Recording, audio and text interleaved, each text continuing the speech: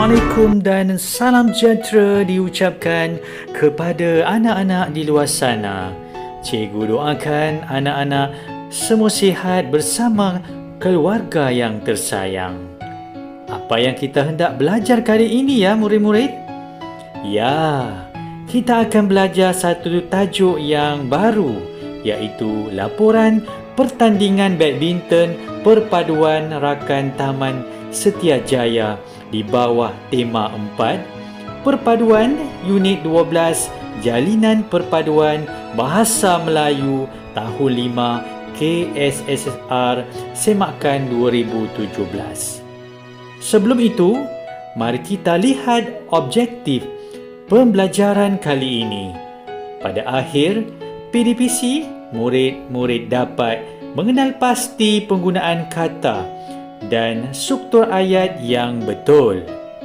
Manakala kriteria kejayaan, murid dapat menaraikan 3 daripada 6 penggunaan kata dan struktur ayat yang salah dengan memurnikan perkataan dan struktur ayat supaya menjadi ayat yang betul.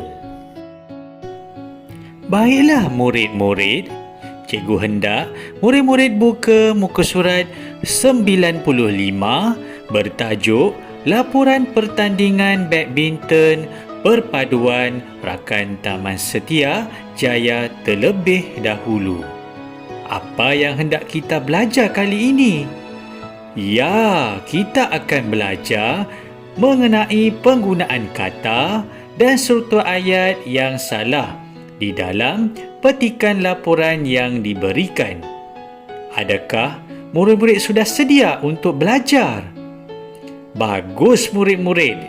Jom kita lihat petikan laporan pertandingan badminton perpaduan rakan Taman Setiajaya.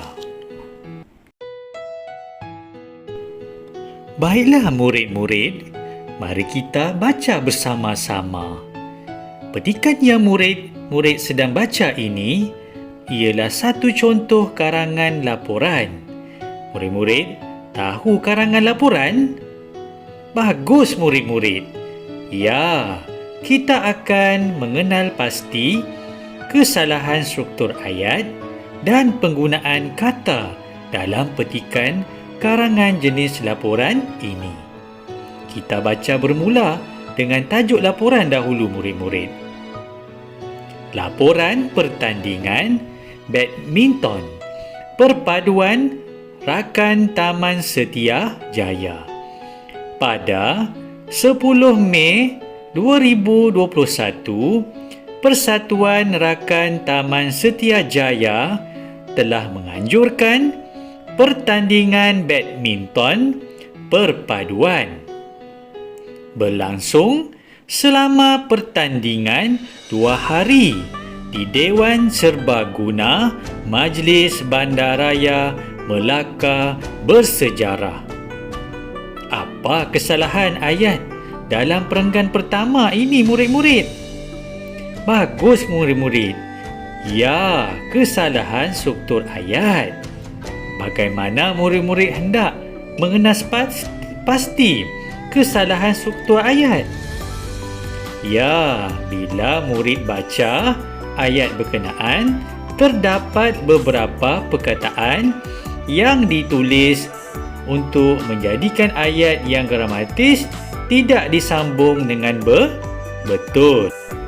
Jadi, murid-murid perlu membetulkan struktur ayat berkenaan. Apa jawapan yang paling tepat murid-murid? Ya, pertandingan berlangsung selama 2 hari di Dewan Serbaguna Majlis Bandaraya Melaka Bersejarah. Baiklah murid-murid, kita beralih ke perenggan yang kedua. Kita baca bersama-sama murid-murid. Tujuan pertandingan adalah untuk memupuk perpaduan kaum dan mewujudkan kemesraan dalam kalangan penghuni dan menyokong berbilang kaum di Taman Setiajaya. penyertaan terpisah kepada kategori remaja dan kategori dewasa. Setiap ahli pasukan daripada pelbagai kaum mestilah terdiri. Kita lihat kesalahan penggunaan perkataan terlebih dahulu, murid-murid. Apa kesalahan penggunaan perkataan dalam perenggan ini, murid-murid? Bagus, murid-murid. Ya, perkataan penghuni. Apa yang murid-murid faham mengenai penghuni? Ya, orang yang mendiami sesuatu tempat. Jadi, murid-murid tidak boleh menggunakan perkataan penghuni dan perlu menggantikan dengan perkataan apa, murid-murid? Bagus, murid-murid. Pemain. Kesalahan penggunaan perkataan yang kedua ialah terpisah. Bolehkah murid-murid menggunakan perkataan terpisah dalam ayat berkenaan? Ya, tidak boleh dan perlu digantikan dengan terbahagi. Jadi murid-murid ingat, gantikan perkataan yang betul iaitu terbahagi. Dalam perenggan yang sama juga terdapat kesalahan struktur ayat. Di mana kesalahan struktur ayat itu, murid-murid? Ya, bagus murid-murid. Cuba murid-murid betulkan kembali struktur ayat berkenaan. Apa ayat dia, murid-murid? Bagus murid-murid. Setiap ahli pasukan mestilah terdiri daripada pelbagai kaum. Baiklah murid-murid, kita beralih ke perenggan yang ketiga. Jadi, murid-murid perlu pastikan apa kesalahan penggunaan perkataan dan struktur ayat di dalam perenggan yang ketiga. Kita baca terlebih dahulu, murid-murid. Pada hari perbicaraan, para pemain dan penyokong berbilang kaum hadir ke dewan. Persaingan antara pasukan mendebarkan sengit dan sungguh. Pemain telah mengamalkan semangat kesukanan yang tinggi.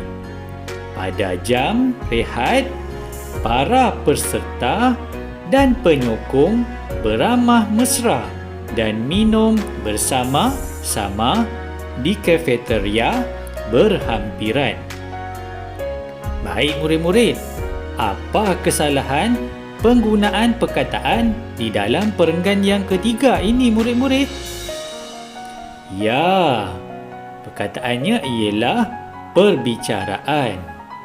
Apa yang murid-murid faham? Perkataan perbicaraan. Perbicaraan ialah membicarakan untuk mencari keadilan bagi kedua-dua belah pihak. Jadi, penggunaan perbicaraan tidak tepat. Jawapannya ialah pertandingan. Jadi, betulkan balik perkataan perbicaraan kepada pertandingan. Penggunaan perkataan yang salah yang kedua ialah jam. Jadi, apa jawapan yang paling tepat di situ, murid-murid? Betul. Bagus, murid-murid. Iaitu waktu. Kita beralih kepada struktur ayat di dalam perenggan yang ketiga.